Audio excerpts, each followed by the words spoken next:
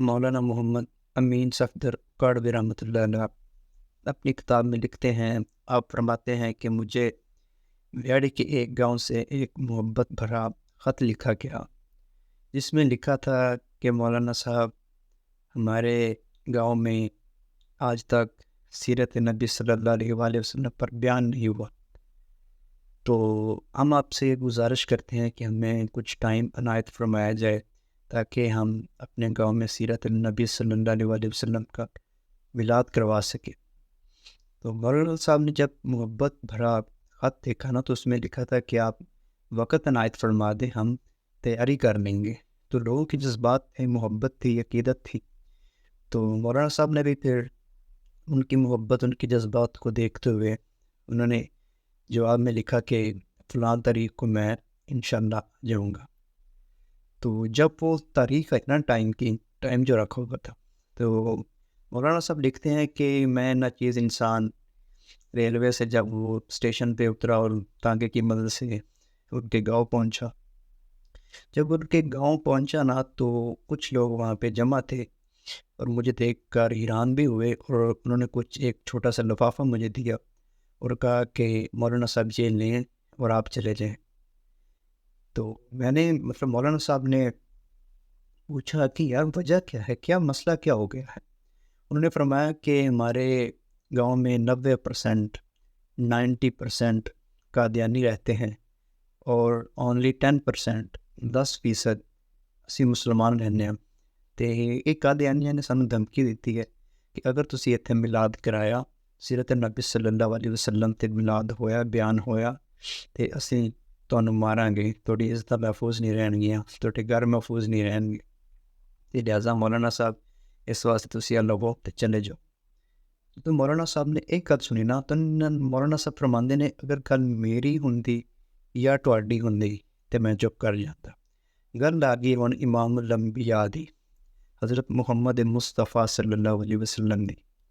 مولانا صاحب فرماندے نے دسو ایتھے کوئی ڈاکو، کوئی گنڈا، کوئی وڈا، کوئی دلیر بندہ رہندا؟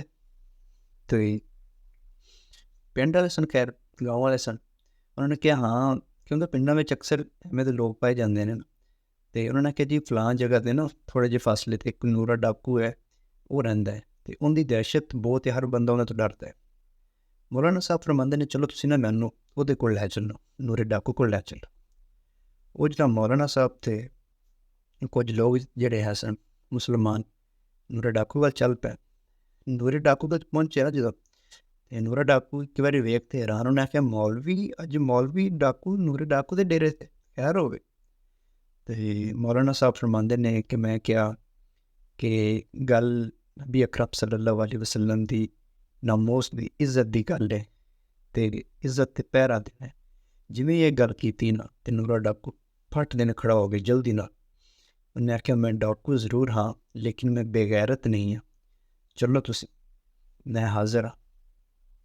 اچھا، وہ جدوں پھر نورا ڈاکو نے حاضری دیتی نا کہ میں حاضر ہاں، نورا ڈاکو بھی نال چل پیا اور مولانا صاحب بھی چل پے، مسلمان بھی چل پے، اور مولانا صاحب نے 3 گھنٹے سیرت النبی صلی اللہ علیہ وسلم تے بیان کیتا، 3 گھنٹے، اور نورا ڈاکو بھی این کھلوتا رہے، بالکل نہیں کرتے، کوئی ویکھے تو انہوں میں دسا، لیکن کسی دی کی ضرورت سی، کوئی انہوں نے کوئی ویکھ بھی جاوے۔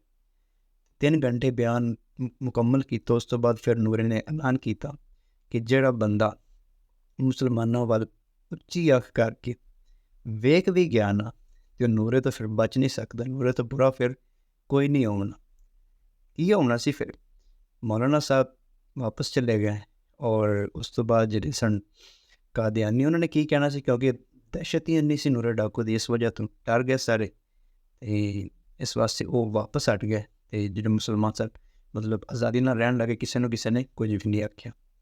کچھ ایک دنوں بعد نا مولانا صاحب گھر رہے نا، جدوں گھر آ گئے سن واپس، کچھ دنوں بعد مولانا صاحب کے گھر نا ایک بندہ آیا، اور سر تے امامہ شریف رکھیا ہویا، داڑھی مبارک چھڈی ہوئی، ماشاء اللہ اچھی سونی لگ رہی سی۔ تے مولانا صاحب نے پوچھا کہ بھائی تسی کون ہو؟ انہیں آخیا کہ میں ہاں نورا ڈاکو۔ مولانا صاحب بڑے حیران ہوئے کہ تو نورا ڈاکو، تیری تو حالت این کیویں بدل گیا، کی ہویا؟ تے پھر نورا ڈاکو نے گل سنائی کہ مولانا صاحب ਜਦੋਂ ਮੈਂ ਨਬੀ ਅਕਰਮ ਸੱਲੱਲਾਹੁ ਅਲੈਹਿ ਵਸੱਲਮ ਦੀ ਇੱਜ਼ਤ 'ਤੇ ਪਹਿਰਾ ਦਿੱਤਾ ਸੀ ਨਾ, ਤੇ ਜਿਸ ਦਿਨ ਮੈਂ ਘਰ ਗਿਆ ਨਾ, ਤੇ ਮੈਂ ਸੋਇਆ ਤੇ ਮੇਰੇ ਨਸੀਬ ਜਾਗ ਉੱਠੇ। ਮੈਨੂੰ ਨਬੀ ਅਕਰਮ ਸੱਲੱਲਾਹੁ ਅਲੈਹਿ ਵਸੱਲਮ ਉਹਨਾਂ ਦੀ ਜ਼ਿਆਰਤ ਹੋਈ। نبی کریم صلی اللہ علیہ وسلم نے میرا ماتھا چومیا اور نبی پاک صلی اللہ علیہ وسلم فرماتے ہیں کہ تو میری عزت تے پہرا دیتا ہے، تیرے تے میں بھی راضی ہوں، میرا اللہ بھی راضی ہے، اور میرے اللہ تعالیٰ نے تیرے سارے گناہ معاف کر دیتے ہیں۔ اس تو بعد کی ہویا پھر نورا کی آخد ہے کہ اس تو بعد میری زندگی بدل گئی۔ میں صبح اٹھیا، وہ گلاں ہی نہیں سن، وہ چال چلن ہی نہیں رہا کہ سب کچھ یکدم ہی میرا بدل گیا۔ اس تو بعد پھر میں زاروں قطار روندا ہی رہے، اکھاں 'چ انسو ہی آندے رہے۔